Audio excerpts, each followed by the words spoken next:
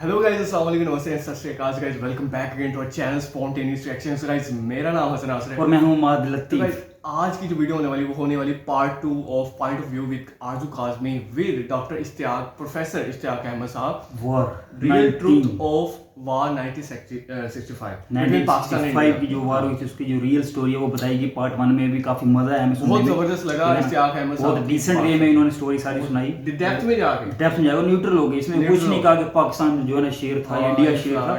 Neutral हो गए, उन्होंने हर चीज को बैलेंस रख के स्टोरी सुनाई। वो बहुत मजा आया। और ऐसे लोग बहुत कम होते हैं जो कि न्यूट्रल होकर बात करते हैं। जैसे पार्ट 1 में उन्होंने बताया था कि जो छोटी मोटी एक जो है ना पंगेबाजी हुई थी इंडिया पाकिस्तान के दरमियान, एक दलदल इलाका था सिंध के अंदर ना, उसमें पाकिस्तान ने जो है ना अपना असला यूज कर लिया अमेरिका का, अमेरिका ने जो दिया हुआ था मॉडर्न तो उसमें इंटरनेशनल जो सोसाइटी थी उसने भी कहा यार पाकिस्तान तो इसमें बहुत भारी रहा। हालांकि वो कुछ भी ना छोटी मोटी मतलब झड़प थी जो होती रहती है।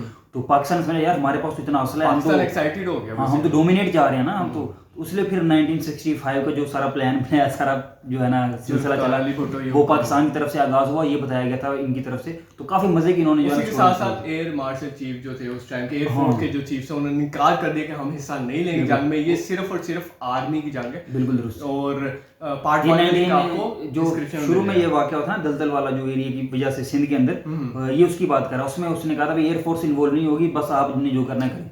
तो 1965 से पहले उन्होंने फिर उसको एयर मार्शल को ही तब्दील कर दिया था। तो इसका लिंक आपको डिस्क्रिप्शन में पार्ट 1 का लिंक मिल जाएगा। पार्ट 2 को स्टार्ट करते हैं और मजे की कॉन्वर्सेशन होने वाली है इस वीडियो को हमेशा की तरह काउंटिंग से आगे स्टार्ट करते हैं। 3 2 1 स्टार्ट। तो सर एक चीज़ प्लीज़ यहाँ पे ऐड करना चाहूँगी कि ये हमेशा ये 2-3 थ्योरीज क्यों चल रही होती हैं हर वॉर के बारे में। मतलब एक सेक्शन कुछ और बताता है, दूसरा कुछ और बताता है, स्टूडेंट्स को कुछ और बताते हैं, अपने लोगों को हम एक सही क्लियर पिक्चर क्यों नहीं देते। एक अजीब कंफ्यूजन रहती है, दो तरह की थ्योरीज चल रही होती हैं। अच्छा, ये बड़ी इंटरेस्टिंग बात है कि हमारे रिटायर्ड ऑफिसर्स बड़ी बड़ी खुली बात लिख देते हैं। तो अब अभी मैं अपना एयर मार्शल नूर खान की बात भी करूंगा, जो अमेजिंगली उन्होंने सारा एक्सपोज कर दिया है कि ये पूरी जंग झूठ थी और ये नुकसान था और Pakistan actually is the loser. बाद में आता हूं, मुझे आप बात पूरी करने दें। जी जी।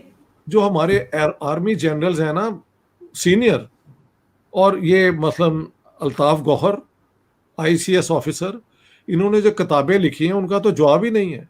हर बात वो पब्लिक में ले आए हैं। उसकी वजह है कि अगर आप एक ऑपरेशन प्लान करें जिसमें आधे से ज्यादा फोर्सेस को आपने इन्फॉर्म ही नहीं किया, ना नेवी को बताया है, ना एयरफोर्स को बताया है, और सब जर्नलों को भी नहीं बताया, क्योंकि हुआ ये था इन तीनों ने,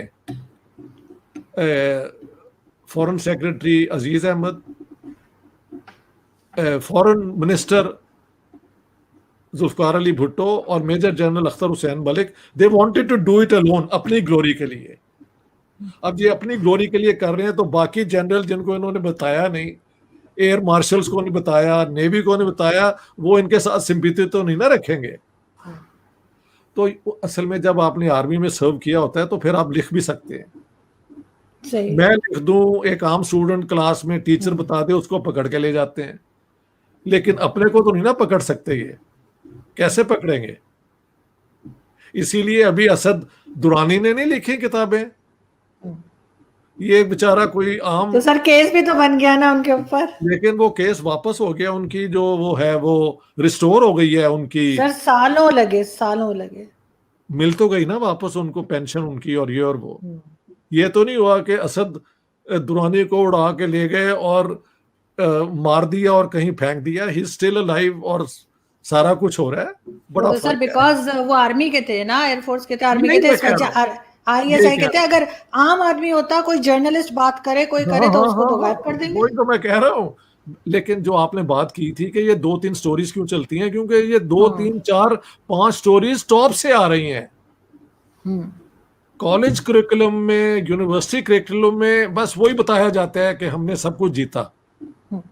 लेकिन अगर आप सीरियस किताबें पढ़े पाकिस्तानियों की, इंडियंस की नहीं, मेरी सारी इस रिसर्च में इंडियन 1-2 किताबें ही हैं, ऑल आर पाकिस्तानी सोर्सेस। ये वहां से लिया हुआ है, वहां पे सारी फैक्ट्स हैं। और तो और अयूब खान के जो छोटे बेटे थे गौहर अयूब ने भी किताब लिखी है कि अख्तर हुसैन मलिक वॉज क्राइंग, ये मतलब कि मैंने तो ये गलत प्रोजेक्ट बनाया। वो लोग ये लॉ भी प्रूव करना चाहती है कि अख्तर हुसैन मलिक का जो ये था ना जिब्राल्टर, यही गलत था, अयूब खान वाज राइट कि सीधा अखनूर जाओ, ये वो लॉबी है। अख्तर हुसैन मलिक वाला जो ग्रुप है ये चाहते हैं प्रूव करना कि देखो जी हम तो ठीक है, हमारी गलती थी कि हमने जो जिब्राल्टर पे ज्यादा लोगों की ट्रेनिंग नहीं की ये वो, लेकिन अखनूर तो हम पहुंचे थे, इन्होंने हमसे चार्ज ले लिया और चार्ज लेने के बाद 24 घंटे में इंडिया ने वहां पे अपनी फोर्सेस ले आई, तो ये है वो है। ये दोनों किस्म की ओपिनियंस है। अब आप आए कि एक्चुअली फिर क्या होता है, ठीक है।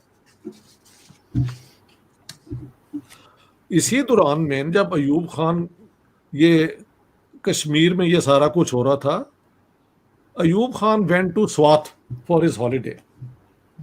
अब इसके ऊपर भी एक ओपिनियन है कि why did he do that. एक तो ये है कि इंडिया को ये खबर दिया जाए कि यार ये तो कुछ भी नहीं हो रहा, कोई इंपॉर्टेंट है ही नहीं।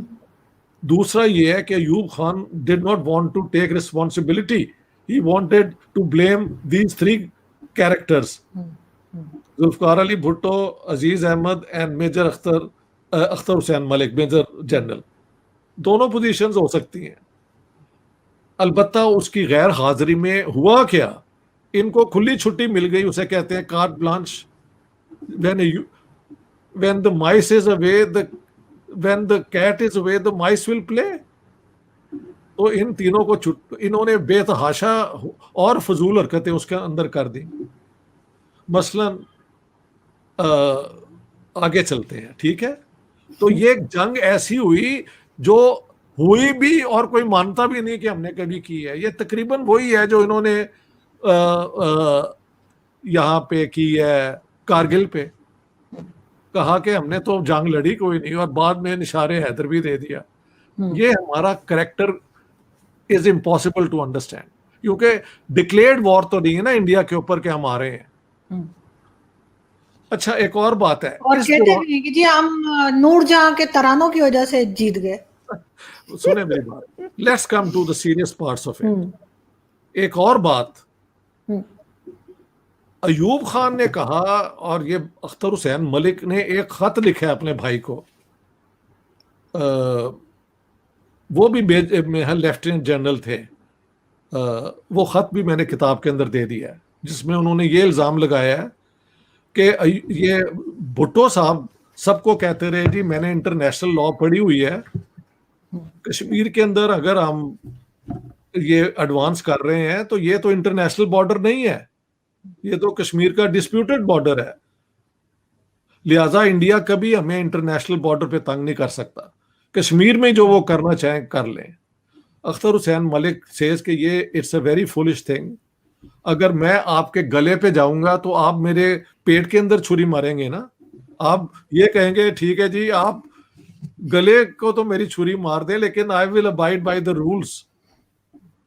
ऐसे तो नहीं होता। और यही हुआ, ऐसे ही हुआ कि 4 तक अखनूर स्टैंड स्टिल हो गया।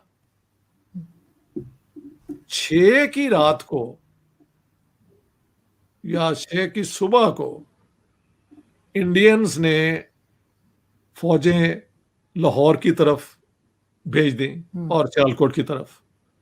मुझे वो दिन याद है 6 सितंबर का। उस जमाने में लोग छतों पे सोते थे, तो हम लोग सो रहे थे, तो रूफ टॉप के ऊपर पे जो है हमारे फाइटर एयरक्राफ्ट, स्क्रीचिंग नॉइज, मुझे याद है मेरी बहन छोटी सी थी, चीखे मारकर रोने लग पड़ी कि ये क्या हुआ है, इतना शोर मचा।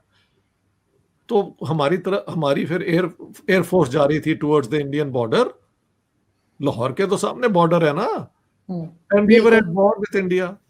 हुआ क्या कि इन्होंने प्लान ही नहीं किया कि इंडिया कभी इंटरनेशनल बॉर्डर क्रॉस करेगा। और मैंने उस किताब में दिखाया है ब्रायन क्लाउली, जिसको पाकिस्तान मिलिट्री ने बहुत प्रमोट किया, आई थिंक न्यूजीलैंडर और ऑस्ट्रेलियन, वन ऑफ दीज, वो आके यहाँ रिसर्च भी इनके लिए करता रहा, द पाकिस्तान आर्मी, उसकी किताब है। ही सेज कि पाकिस्तान जब ये हो रहा था तो सुबह सुबह एयरफोर्स ने नोट किया कि इंडियन फोर्सेस मूव कर रही हैं। हमारी आईएसआई, हमारी जो हमने मुजाहिदीन इंडियन टेरिटरी में भेज दिए हुए थे, किसी को पता नहीं लगा कि इंडियन आर्मी इधर आ रही है। और सच्ची बात है, जब वो लाहौर क्रॉस करके आ रहे थे ना, बाटा शू कंपनी तक आ चुके थे, तो हमारी जो मिलिट्री के लोग हैं वो सुबह पीटी कर रहे थे, पीटी।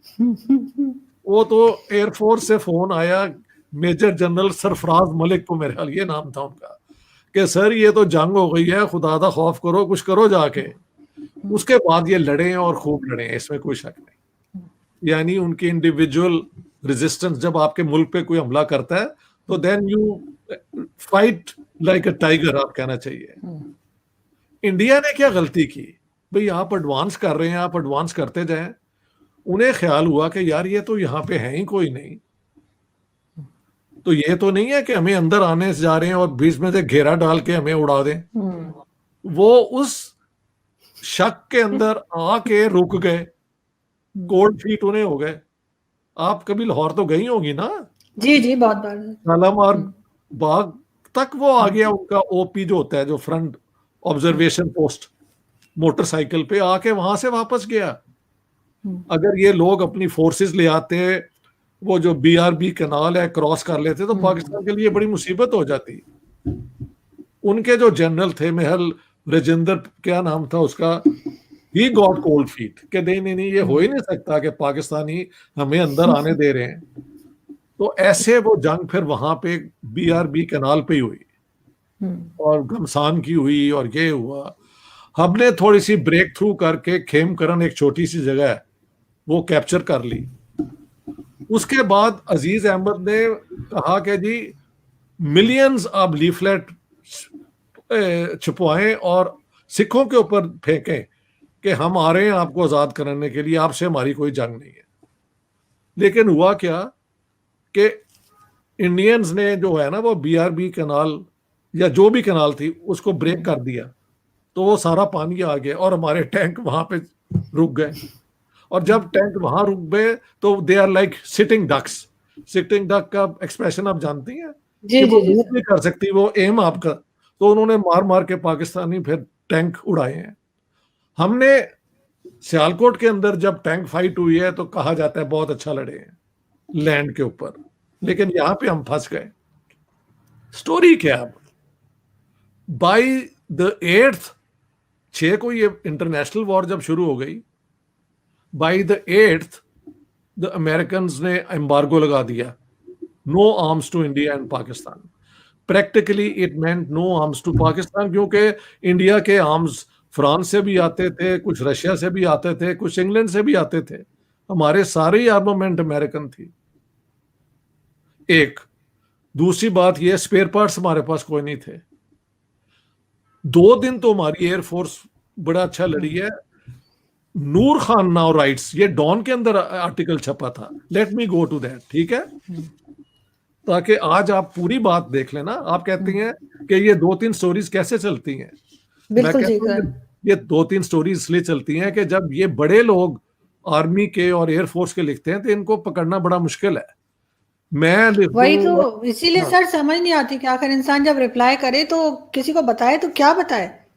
कभी कुछ यहाँ पे कुछ चल रहा होता है, कभी कुछ। आप यही बताएं कि प्रोफेसर इश्तियाक अहमद की किताब पढ़ ले, उसमें हर पॉइंट ऑफ व्यू को दे दिया हुआ है।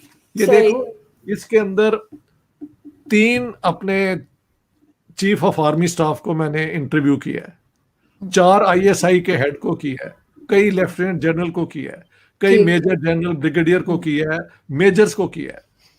तो अब उनकी कई हुई बातें तो मुझसे नहीं ना वो कह सकते कि हमने नहीं कही। हाँ सही, वो सारी चीजें क्योंकि उन्होंने बताई है ना। और ये किताब माफ करना, आर्मी ने कभी बैन नहीं की, दिखती है और लोग पढ़ते हैं, और सीएसएस के इम्तिहान में भी अब इस पे सवाल आते हैं। अच्छा, अब चलते हैं उसके ऊपर।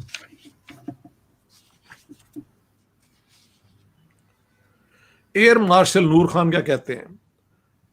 वो कहते हैं यार ये कोई अकल की बात है कि आप इंडिया के साथ ये ऑपरेशन कश्मीर वाला कर रहे हैं और ना एयरफोर्स को बताया, ना नेवी को बताया। वो क्यों कि मेजर जनरल अख्तर हुसैन का ख्याल था कि यार ये हमने जब कश्मीर के अंदर मुजाहिदीन भेज दिए और वहां पे एक अपराइजिंग हो गई तो कश्मीर तो आया ही आया, लिहाजा जितना सीक्रेट रखो उतनी कामयाबी है। मगर अब पता लगा कि ये बिल्कुल गलत प्लानिंग थी, क्योंकि जब तक आपको पूरी अपनी वॉर प्लान ना हो कि इस हालात में क्या होगा कैसे होगा, तो आप तो जंग लड़ ही नहीं सकते। एक और बात है, जब ये जंग शुरू हुई तो दुनिया के अंदर भी इस पे बात हुई, सिक्योरिटी काउंसिल्स की मीटिंग हो गई। अब 8 तारीख के बाद अमेरिकन जो था एम्बेसडर टू पाकिस्तान, उससे जाके जुल्फकार अली भुट्टो मेट और कहा कि हम तो आपके एलाई हैं, तो आपने हमारे एम्बार्गो रोक दिया। उन्होंने कहा तुम्हें नहीं था पता कि ये जंग अगर होगी तो यही होगा? किसने तुम्हें कहा था ये जंग कश्मीर के अंदर शुरू करो? कि नहीं जी कश्मीर में हम तो हैं ही नहीं, वो तो मुजाहिदीन है। अब ये आप इस किस्म की बातें, वही जो कारगिल वाली है, वो भुट्टो साहब वहां पे करते रहे।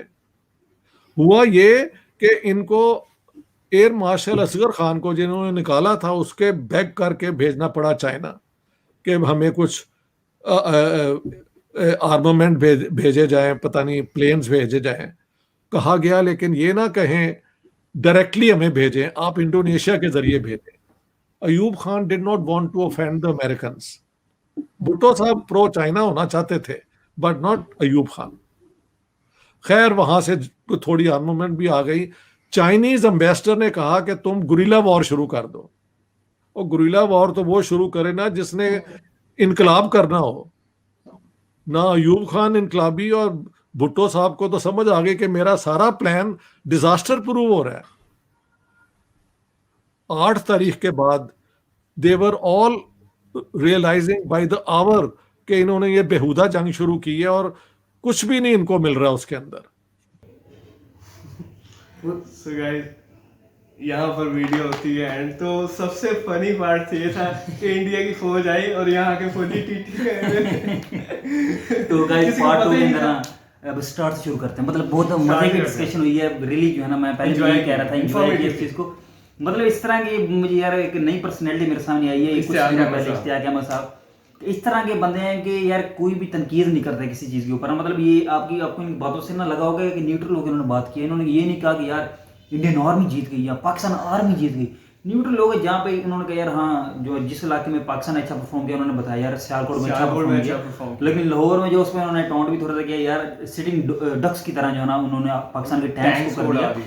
मतलब पानी वहां से हसन किया कि पानी वहां से छोड़ दिया, ठीक है। तो टैंक्स यहाँ पे था वो पानी के अंदर ही फ्लोट करने लग गया। जब पानी के अंदर टैंक वो चलेगा कैसे? मतलब वो उन्होंने बिल्कुल दुरुस्त का सिटिंग डक्स हो गई और उन्होंने निशाने ले लेके टैंक्स को मारा। फिर और ये अपनी छतों में लेटे हुए थे रात के टाइम था। तो इन्होंने जब वो ये 6 सितंबर की इन्होंने जो है स्टोरी सुनाई कि छतों पे लेटे हुए थे, अचानक ऊपर से जहाज गए हैं, एयरफोर्स को पता लगा इंडिया घुस रहा है, ठीक है। और पाकिस्तान की जो आम मिलिट्री थी वो ट्रेनिंग वो अपनी जो है ना एक्सरसाइज कर रही थी। इस पे मुझे हंसी आई कि यार ये क्या यार आपने ना नेवी को बताया कि हमने कोई वार करनी है, ना आपने सर आपने एयरफोर्स तक को आगाह नहीं किया, सिर्फ इस वजह से कि हमारी जो पूरी जो है वाला प्लान ये सीक्रेट रहे। बात भाई सीक्रेट किसी आर्मी से सीक्रेट रखनी है, अजीब है यार। तो मतलब जंग किसने करनी? अच्छा एक गलती होती है ना, फिर कारगिल वार में भी यही गलती, कारगिल वार में भी सेम यही गलती दोहराई। मतलब समझ से बाहर है। देखिए मैंने पहले भी हमेशा कहा है कि हमेशा मुल्क वही जो गलतियों से सीखे, गलतियों से, ठीक है। जैसे इंडिया ने सीखा 1962 में चाइना से जंग हारी, लेकिन उसने इतनी गलतियां सीखेंगे वो गलतियां दोबारा नहीं दोहराई, ठीक है। उससे का बहुत ज्यादा फायदा हुआ इंडिया को और बहुत ज्यादा नुकसान हुआ पाकिस्तान। और इंडिया इस टाइम डोमिनेट कर रहा है, डोमिनेट। लेकिन पाकिस्तान ने यार इतनी गलतियां की 65 में की। अब मतलब कारगिल में 19 मतलब तकरीबन 65 से लेके अभी 99 कितना साल हो गया तकरीबन, ऑलमोस्ट 30 ईयर से अबव। इतना अरसे के बाद दोबारा वही गलती दोहराई कि अपनी मेन जो मिलिट्री के बंदे थे उनको बताया नहीं था कारगिल वार लड़ने जा रहे हैं, और सेम 65 में किया। भाई सीक्रेट किस रखना? सीक्रेट आपने रखना होता है कोई और बंदों से, किसी मतलब जो है ना आम सिटी। चले आप कहते हैं कि चलो कहते हैं कि यहाँ पे जो है ना गवर्नमेंट से ऊपर डोमिनेट करती है आर्मी, चले मान लिया आप, चले ज्यादा से ज्यादा भी हो सकता है ना गवर्नमेंट से जो है ना आप कर लें, गवर्नमेंट मीडिया सिविलियंस इनसे छुपाओ ना। आप आर्मी के अपने एयरफोर्स के चीफ से, नेवी के चीफ को बताया नहीं है कि जंग होने लगी है यार। उन्होंने क्या, उन्होंने छकू फिर सोना ही है उस वक्त में टाइम। भाई तू सो रहा होगा, तुझे मैं आके उठाऊंगा, जंग होगी, जंग होगी। उसने कहा भाई कहाँ, कभी हमारी तो पहले की प्लानिंग थी, भाई मुझे क्यों नहीं बताया? लो जी।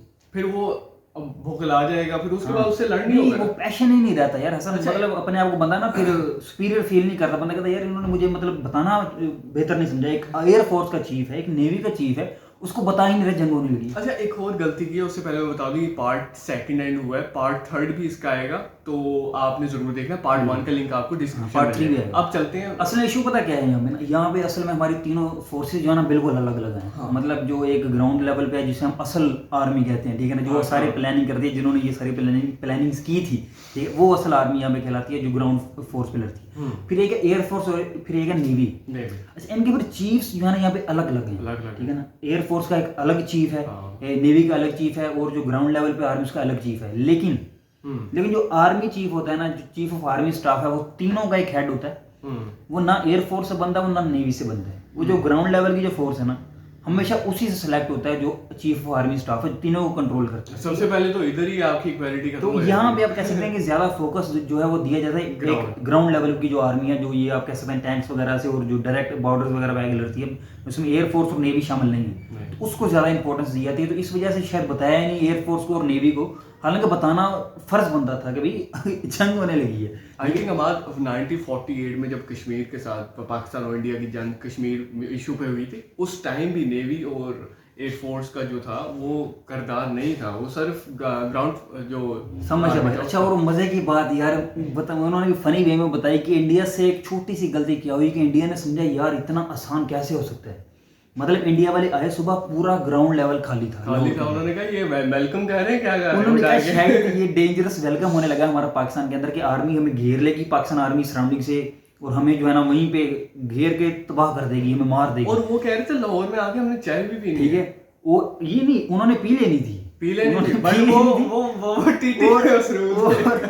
रियलिटी ये है कि पाकिस्तान आर्मी को पता ही नहीं था, वो अपने एक्सरसाइज में बिजी थी। यार भाई यार इट्स रियली फनी यार। जनरल सरफराज का फोन आया, भाई किथे हो, एयरफोर्स। अच्छा, जिनको बताया नहीं ना आपने, एयरफोर्स को नहीं ना बताया, उनका फोन आया कि भाई वो आ गए हैं अंदर, ठीक है। और लिटरली यार इंडियन आर्मी को अगर कन्फर्म होता ना, मजाक के अलावा अगर कन्फर्म होता कि यार रियली में जो है ना ग्राउंड लेवल सारा खाली है, पाकिस्तान आर्मी को पता ही नहीं, तो वो तो लाहौर बागी घुस आते।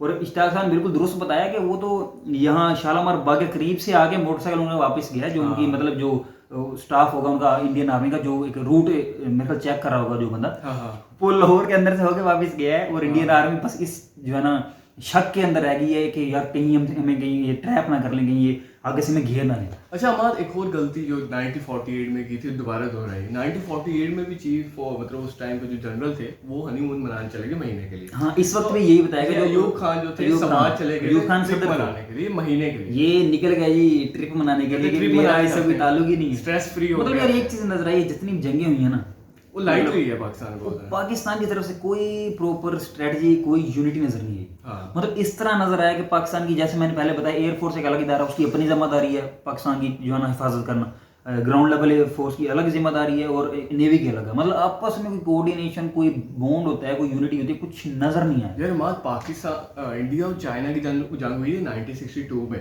फिर उसके बाद दलदल वाला वाकया हो गया, इंडिया थोड़ा सा बिखर गया था। यार आपकी एक जंग होती है, उसमें काफी लोग मर जाते हैं आपके फौजी, तो आप मेंटली तौर पे इतना वो नहीं होते। तो पाकिस्तान ने इतना लाइट लिया, उन्होंने कहा यार ये अभी चाइना से हारे हैं तो हमसे भी ये हो सकता है कि पाकिस्तान का यार ये तो अभी इंडिया से भी हारे हैं, हमसे भी अभी दलदल वाला जो एरिया था वहाँ भी हमने डोमिनेट, वहाँ भी हम डोमिनेट थे, बस इंडिया कुछ नहीं। शायद उन्होंने ये ले लिया लाइट के, शायद इंडिया बच्चे है। बट लेकिन अगर इंडिया को सिर्फ, मैं फिर कहता हूँ वही गलत फहमी, वो कंफ्यूजन ना होती वो लाहौर वाली, तो उन्होंने बताना था हम क्या चीज है, हम क्या मजाक नहीं। इन्होंने एक्सरसाइज कर रहे हो, उन्होंने बाहर जाके दरवाजा करके आना था, खोलो भाई खोलो, सुते हो उठते हो यार, चाय कल्ले चाय पी रहे हो, मजाक नहीं यार, बहुत फनी ये सीन हुआ। सो गाइस, थर्ड पार्ट में भी बहुत मजा आने वाला है। आप लोगों ने अगर आपके पास इससे रिलेटेड कोई इन्फॉर्मेशन है जरूर दीजिएगा।